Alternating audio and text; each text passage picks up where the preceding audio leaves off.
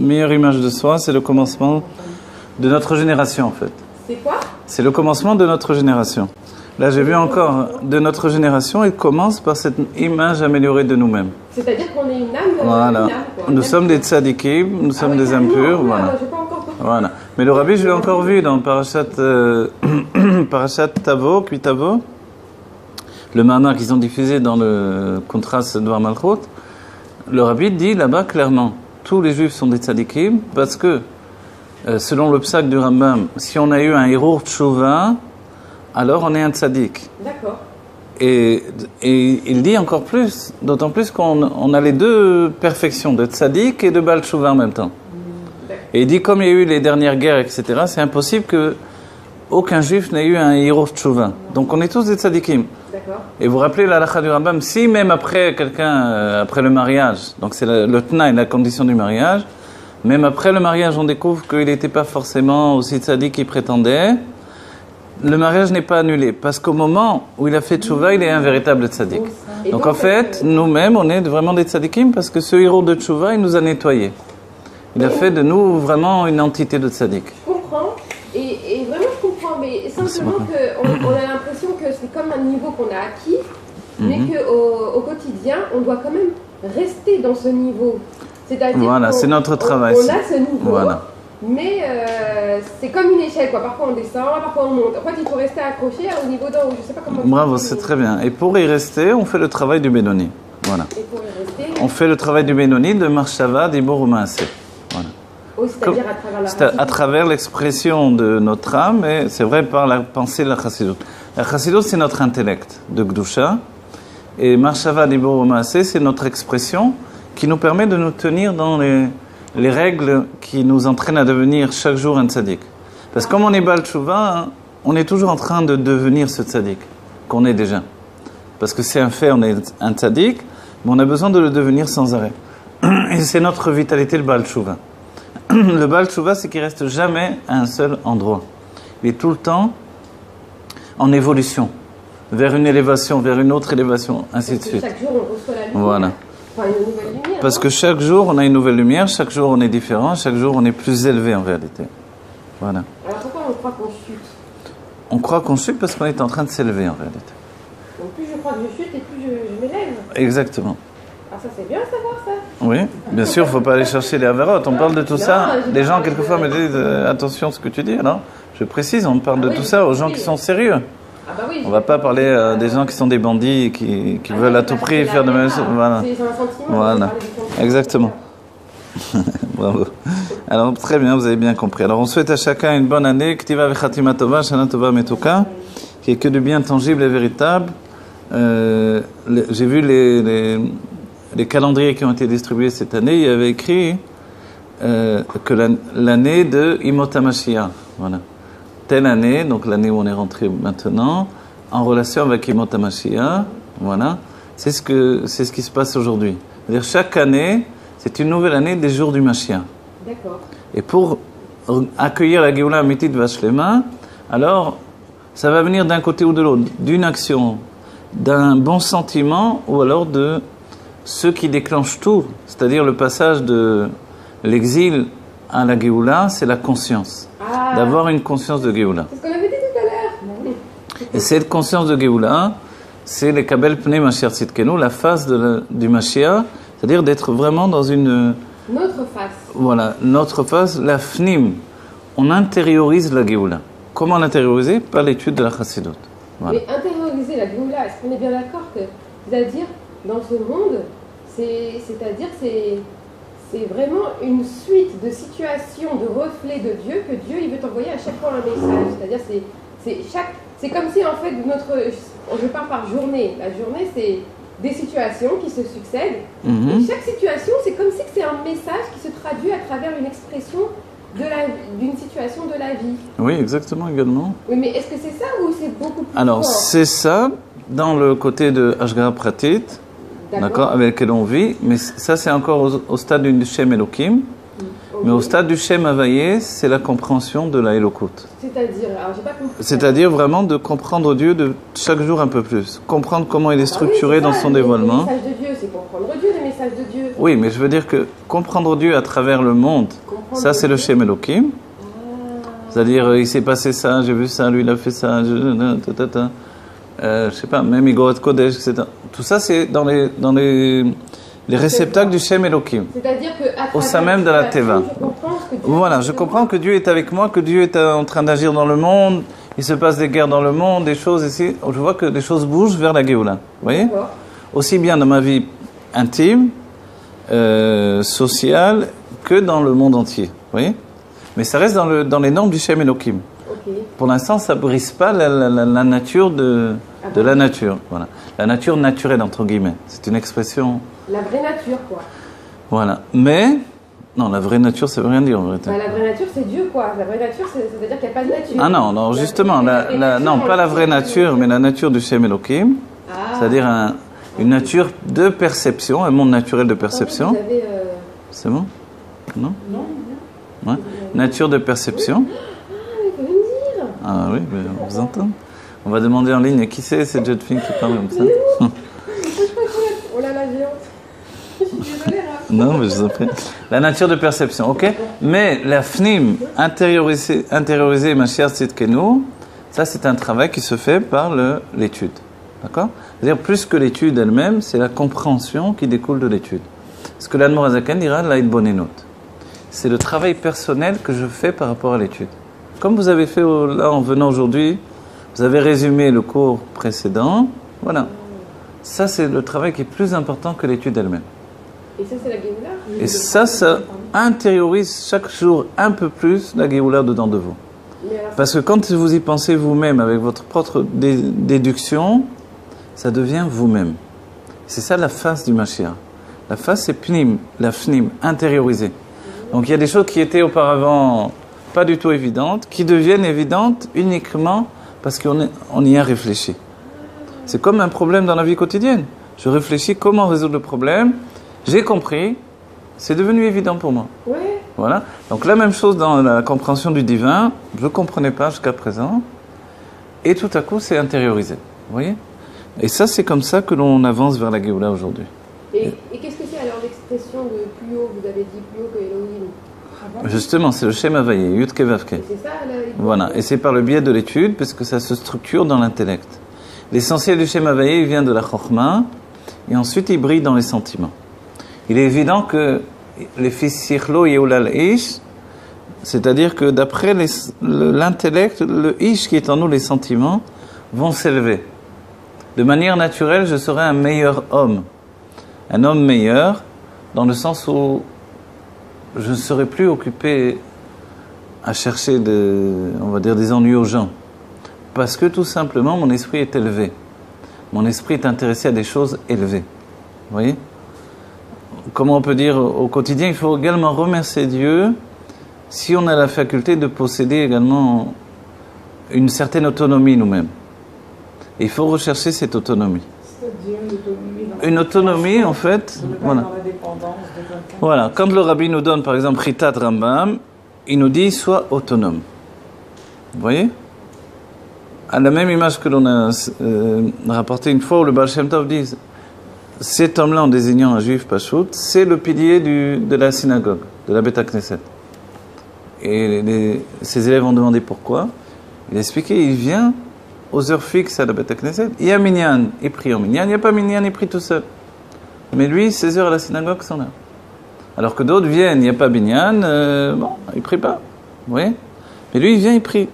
Sous-entendu. Et là, en fait, il soutient la Beth Knesset. Et cette notion-là, elle est qu'au-delà de tout le travail que l'on a en commun les uns les autres, le peuple juif, on a un travail personnel. Et le fait de devenir autonome, ça nous permet de devenir généreux avec les autres également. Ça nous permet de grandir. Ouais, de grandir, bien entendu. Vous comprenez ce que je dis ? Et donc c'est ça alors le côté Géoula. Voilà, la Géoula, c'est aussi d'obtenir son autonomie.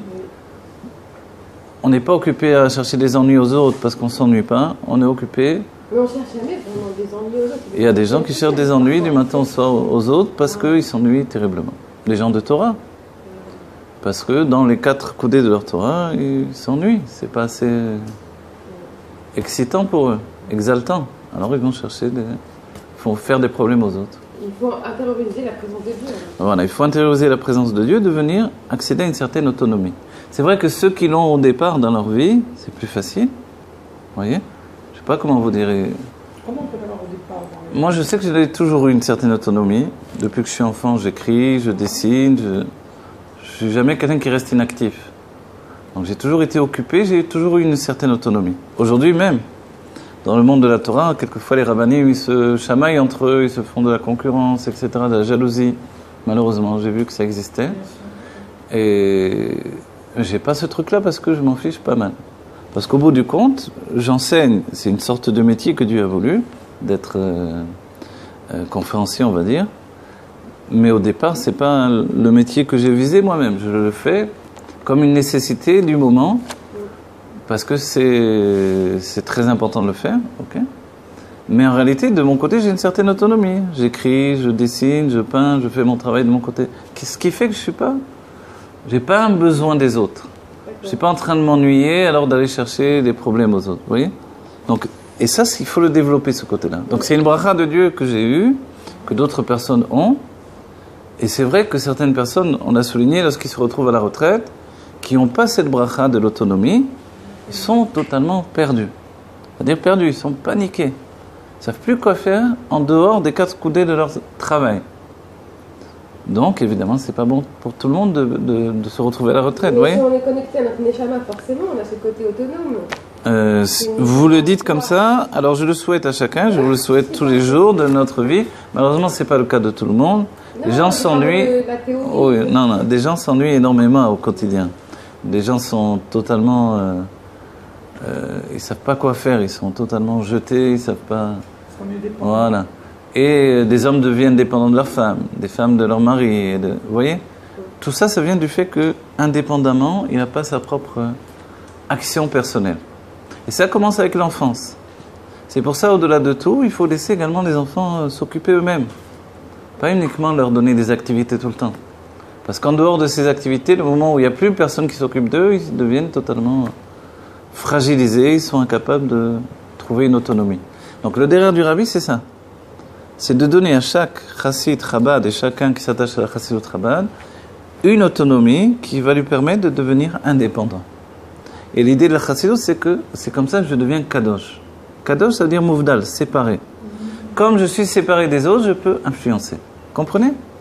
Selon la chassidut, par exemple, voilà, je suis un rave, j'enseigne. Je suis pas un rave de halakha, donc je suis juste un conférencier, ok? Demain, on me dit, voilà, c'est terminé, tu n'enseignes plus. Ben, c'est pas grave, je fais autre chose. Comprenez? Mais si toute ma vie c'était ça, que demain on me le retire, vous voyez? Les gens, ça les intéresse plus. Ou plus que ça, en mieux.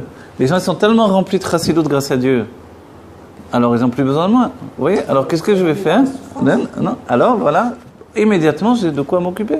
Je peux étudier, je peux écrire, je peux dessiner, vous comprenez? Et ça, c'est essentiel. C'est parce que, quand vous avez dit aussi, quand on est attaché au point zéro, alors on peut ne pas dépendre. Voilà, ne jamais être dépendant, c'est le plus important. Tu vois ça? Oui, vous avez raison, c'est juste, bien sûr. J'essaie de vous le donner voilà, dans une notion réaliste, on va dire des choses. De l'intégrer dans la réalité. C'est pour ça que je donne ces exemples-là. Voilà. Et c'est vraiment un derrière dans la vie. Et je le vois que malheureusement, ça cause des dégâts terribles dans les couples, dans les familles, etc. Les gens qui sont désœuvrés. Ils ne savent plus quoi faire. Et dans le monde religieux également, des gens qui s'ennuient, quoi. Et alors, ils commencent à chercher des problèmes aux autres. Vous comprenez? Donc, il faut vraiment pousser le monde vers le fait d'une certaine autonomie. Et la Torah elle-même ne suffit pas d'après les sages. À moins que je sois vraiment une âme qui ait trouvé toute mon existence dans la Torah, je me suis détaché du monde dans la Torah. Mais ce sont que quelques-uns. Les chassidim ont toujours travaillé. L'Or HaChaim HaKadosh, il tissait des fils d'or sur les vêtements. C'était son métier. Il y a de grands, le Rav Betzalel Ashkenazi, qui était un grand Rav de la Torah, quand il est devenu Dayan pour une ville, il a demandé une paye très haute. Ils étaient un peu choqués. Ils lui ont accordé, il a dit d'accord, maintenant la paye je vais la donner. Il a fixé des gens qui s'occupent de la communauté à qui il a donné la paye, Il a dit, moi par contre je prends aucune paix. Ah bon, et comment il dit? Et lui vivait de son travail. Il avait un travail, il était orfèvre, il continuait. Et ça, c'était état d'esprit, comme on a vu l'Avdil avec le président des États-Unis qui a dit j'ai mon propre argent, j'ai pas besoin de la paix. Du coup, il n'est pas prisonnier du système. Le problème, il est toujours qu'on est prisonnier du système. Vous voyez? Là, on enseigne la Torah, quelquefois on est payé, quelquefois on n'est pas payé. Quelquefois,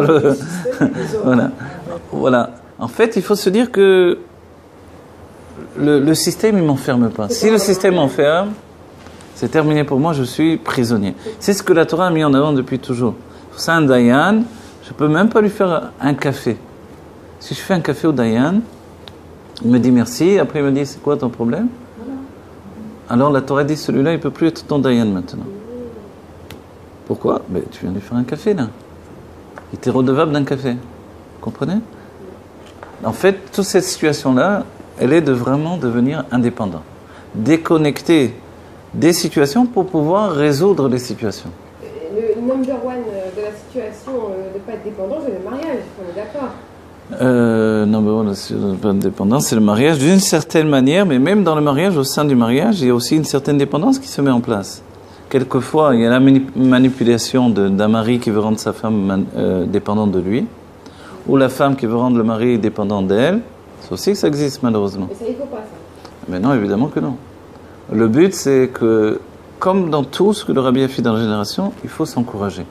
Je me marie avec une femme et je l'encourage. C'est vrai que la femme n'a pas l'obligation de la parnassa, mais si elle a besoin de travailler pour s'épanouir, alors il faut l'encourager dans ce sens-là. Vous voyez? Mais c'est sûr que plus personne ne peut rester désœuvré aujourd'hui. Chacun a besoin de créer son propre monde personnel, de-delà même du monde de l'autre. De se connecter Voilà. à son propre monde personnel. Que ça soit d'organiser des cours, comme vous le faites depuis des années, c'est merveilleux, et d'étudier, que ça soit de faire d'autres choses. Mais si ma vie c'est juste les enfants, les petits-enfants, etc., à un moment ou à un autre, je risque d'en souffrir.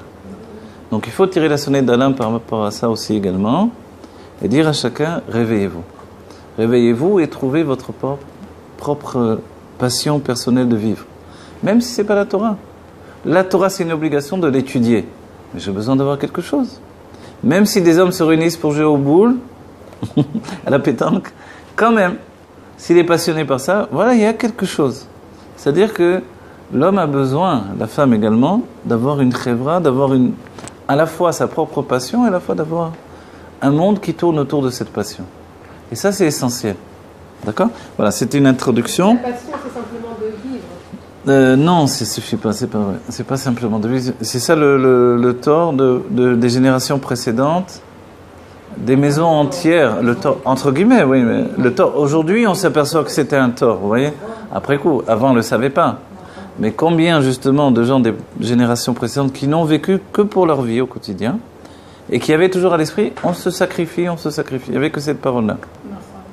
À la fin du compte, ce sacrifice, en fait, bien sûr, il a eu son importance, mais il ne peut pas remplacer le plaisir de vivre. Voilà. C'est-à-dire, non, mais justement, comment vous dire? L'état de dire je vais vivre que pour vivre ma vie quotidienne, c'est-à-dire ma vie, mon mariage, mes enfants, etc., ça ne suffit pas. Il faut un métier, il faut une étude, il faut... Vous comprenez? Je ne sais pas. Je connais un chassid Chabad, c'est un champion de bridge. Et sa femme aussi, elle est championne de bridge. Tous les deux. Et le bridge, c'est des jeux de cartes, mais avec, c'est très complexe. À des tas de techniques, je sais pas trop en vérité, je ne me connais pas, je ne joue pas tellement aux cartes, ok? Les parents de ma belle-fille sont comme ça. Voilà. C'est tout le temps des concours, Voilà. tout le temps des... Voilà. Et eux, ce sont des champions, des grands novateurs, que Dieu les bénisse. Donc, quand ils ont fait tchouva, ils se sont demandé est-ce qu'on doit arrêter? Non, le Rabbi leur a dit de continuer. Ah bon? Bien sûr. Les mashpim Chabad autour d'eux les ont aidés à continuer. Et ils font Kiddush Hashem. Ils font partie des grands championnats du bridge du monde et ils continuent. Ils ont écrit des livres là-dessus, etc. Et c'est leur parnassa. Et puis ils font Kiddush Hashem, c'est merveilleux. Donc l'idée du Rabbi, elle n'est pas arrête-toi. À moins que ça soit vraiment, vous voyez, nocif. Oui, oui, oui. Et là, a priori, on aurait pu dire les cartes, on dit, viennent du Manar Mavet. Mais si je les utilise pour gagner ma vie, que ça soit cachère et que tout aille bien, évidemment, alors il n'y a pas de raison. Vous voyez? C'est pas comme jouer au poker ou dans le côté, je sais pas moi comment dire, du casino et des trucs et des ça. Ouais, c'est un côté plus, ça ressemble un petit peu aux échecs, j'ai l'impression. Dans les, enfin, je connais pas trop. Mais c'est peut-être pour ça qu'on voit dans Bnei-Brak et dans certains quartiers de Jérusalem vraiment une pauvreté chez les gens qui n'ont rien en fait. Ben oui, bien sûr. Qui n'ont pas de passion, qui font rien d'autre. Et finalement, ils finissent par se, je sais pas, manger la tête les uns les autres. Parce qu'ils sont les uns sur les autres, ils ont rien en dehors de ça. Et moi, je l'ai vu pendant une période où j'enseignais dans le Beth Rabbad à Jérusalem, où les rabbinim se mangeaient la tête. Voilà, chez Chabad, malheureusement. On disait beaucoup de la Shonarama sur moi, parce que j'avais beaucoup d'élèves, grâce à Dieu, mais je m'en fichais de tout. Mais je me suis rendu compte, après coup, en entendant ce qui se passait, que voilà, c'est les batailles de clochers, pour celui qui tire plus d'élèves chez lui, ou plus d'élèves. Et ça continue. Mais tout ça, c'est quand on n'a que ça. Et ça, c'est le grand problème. C'est pour ça, Rabbi Shmuel a dit, celui qui dit « je n'ai que la Torah », il n'a même pas la Torah. Parce que la Torah, elle demande des bonnes midot. Ces bonnes midot, on ne peut les avoir véritablement que quand on est déconnecté du monde. C'est-à-dire que l'intellect me donne des bonnes midot, tout autant j'ai une certaine indépendance. Si je ne suis pas indépendant du monde, des autres, je ne peux pas avoir des bonnes midot réellement. C'est-à-dire des midot qui sont ressuscitées par l'intellect. Des pensées objectives. Vous comprenez? C'est-à-dire que la personne, le chassid dans sa structure, s'en fiche pas mal des uns des autres. Qu'est-ce qu'il en a à faire de l'un, de l'autre, etc. Sauf que s'il entend quelque chose sur quelqu'un, ça lui fait de la peine, évidemment. Si c'est passé une mauvaise chose, etc. Mais en dehors de ça, il ne s'occupe pas des autres. On a tellement de choses à faire. Dites-moi, dans une journée, quand vous avez terminé tout ce que vous deviez faire, et que, en plus de ça, on fait le chita, le rambam, les tfilot, combien de temps on a de libre, vraiment? Vous voyez? On n'a pas beaucoup de temps de libre, il faut dire la vérité. Oui, Voilà. Donc en fait, voilà, quand les gens travaillent et qu'ils font le chita, le rambam, et qu'ils font les études qu'ils ont au quotidien, et les cours, et s'occuper des enfants, et s'occuper de la cuisine, de la maison, de tout, de ci, de là, même si on est un couple et qu'on travaille ensemble, combien de temps de libre il reste vraiment? Pour aller embêter les gens et dire la shonara, etc. Donc, ce sont les gens désœuvrés qui en arrivent à tourner. Vous voyez? Et c'est ce que dit le Tanya. Dès que l'esprit est vide, il y a comme le puits dans lequel Yosef a été jeté. Rashi nous dit le puits est vide. Alors, voilà, en bomaim. Et donc le puits est vide. D'abord, rek en bomaim. Il n'y a pas d'eau. Le Rashi dit pourquoi la Torah nous dit qu'il n'y a pas d'eau, puisqu'il est vide. Il nous a dit qu'il est vide, donc évidemment il n'y a pas d'eau. Parce que alors s'il n'y a pas d'eau, il y a des akravim et nachashim. Il y a des serpents et des scorpions. Et c'est comme ça notre esprit. Dès le moment où je suis vide, inoccupé, tout de suite il y a des serpents et des scorpions. Donc en fait, mon mode de vie, c'est ça on va dire ce que le Rabbi nous a tendu dans notre génération. Tiens, prends, tu es indépendant, tu es ton propre bête midrash, peu importe où tu te trouves, tu es occupé. Vous voyez? Et c'est vrai. On va chez les docteurs, on va chez les dentistes, on va chez les, je sais pas quoi, on va prendre le train. Oui, vous asseyez, vous faites rien. On connaît pas ça, nous. Voilà. Ben oui, les gens font rien, s'assoient. Regarde le paysage, descendu. On réfléchit, parfois on réfléchit, c'est pas rien. Non, ok, c'est bien si vous réfléchissez, c'est magnifique, oui. Ah non, non. Ah, magnifique. Je ne vous parle pas personnellement, je veux dire dans le sens où, voilà, on est occupé. Comprenez? Que vous soyez occupé à réfléchir, c'est magnifique aussi. Mais il y a des gens qui font rien dans leur vie. Et ce rien, il devient nocif. Comprenez? Et ça, c'est la Torah nous dit attention à toi. Dès que tu as rien, tu es rempli de mauvaises choses qui ne t'appartiennent pas. Du coup, il y a des mauvaises pensées qui ne sont pas à moi, qui rentrent dedans de moi parce que mon client est vide. Mon réceptacle est vide. Les mauvaises pensées sont rentrées en moi. Ah, donc c'est même pas une mauvaise habitude. Alors ça veut dire que c'est carrément quelque chose qui est rempli. Exactement. Immédiatement, c'est le Tanya qui nous explique ça. Donc, on n'a pas le choix. Il faut être tout le temps occupé. Parce que la pensée, elle ne s'arrête jamais. Elle ne demande pas notre avis. Hop, elle continue. Un moment d'arrêt, et hop, elle s'intègre.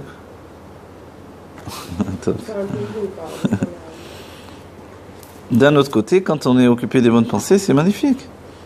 Moi, ça m'est arrivé de me réveiller en disant le Kriyat Shema. Sans comprendre pourquoi. Oui. C'est magnifique, je me dis, ok. Alors je m'aperçois tout à coup, je suis en train de dire le Kriyashma, je n'ai pas fait Netilat, etc. Mais ça veut dire que grâce à Dieu, dans le Gan Eden, j'ai dû dire ma prière, je ne sais pas, grâce à Dieu. Ouais, c'est des bonnes choses. C'est-à-dire qu'on est occupé. C'est pour ça, aux toilettes, on dit, prends des livres pour les toilettes. On va réfléchir. Alors tu peux étudier aux toilettes les mathématiques, comme le faisait le Rabbi Morash, qui devait aller beaucoup aux toilettes parce qu'il était malade. Alors il étudiait. Il étudiait les mathématiques aux toilettes, etc. Parce que sinon, Dafka le Yitzhara va faire qu'aux toilettes tu vas penser de la Torah, etc. Donc alors il faut prévenir. Mais pourquoi ça serait péché? Tout est Dieu. Parce qu'il y a une explication dans le Derel Mitzvotera qui nous dit, et c'est une grande, c'est une kushia même, des mitnagdim par rapport aux chassidim. Les chassidim, on dit que le tzimtzum est no kipshuto, d'accord? Donc Dieu ne s'est pas retiré, il s'est voilé, donc Dieu est de partout, selon le pasuk du Zohar, les tatar panoimine. Tout est rempli de Dieu. Okay? Ceux qui sont opposés à cette idée-là, donc qui vont d'après le Gan de Vilna, on dit non, Dieu s'est retiré du monde. Et la lutte de discussion a entraîné que les mitnagdim disent, dans ce cas-là, si tu dis que tout est Dieu, il se trouve également dans les toilettes et dans la poubelle. Alors le Tzemar Tzedek a dit, c'est simple, dans les toilettes, Dieu n'est pas dans la situation de Memale Kol Almin, intériorisé dans la situation, il est juste en Sovev Kol Almin. Et évidemment, Dieu, puisqu'il est l'endroit du monde et non pas... Le monde n'est pas l'endroit où il se trouve, donc tout le matériau de vie c'est Dieu. Donc ça inclut évidemment également ces endroits qui ne sont pas propres, où on ne peut pas étudier la Torah. Et c'est justement pour ça qu'on ne peut pas réfléchir à la Torah dans les toilettes, pour ne pas entraîner le Memale Kol Almin, la lumière qui s'intériorise dans les toilettes. Est-ce Oui. que dans la Géoula, ces choses vont changer? Dans la Géoula, certainement, à un moment où on ne mangera plus, on ne boira plus, c'est sûr qu'on n'ira plus aux toilettes. De toute manière. Voilà. Et avant ça, on verra comment ça va se passer, bien entendu. Bien entendu, ça va changer.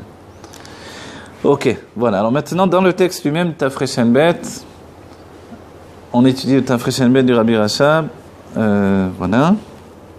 Peut-être on fait une première partie juste avant, terminer avec ça, dire qu'on est la Géoula Mitidvash Lema. Teref Rami al Mamash.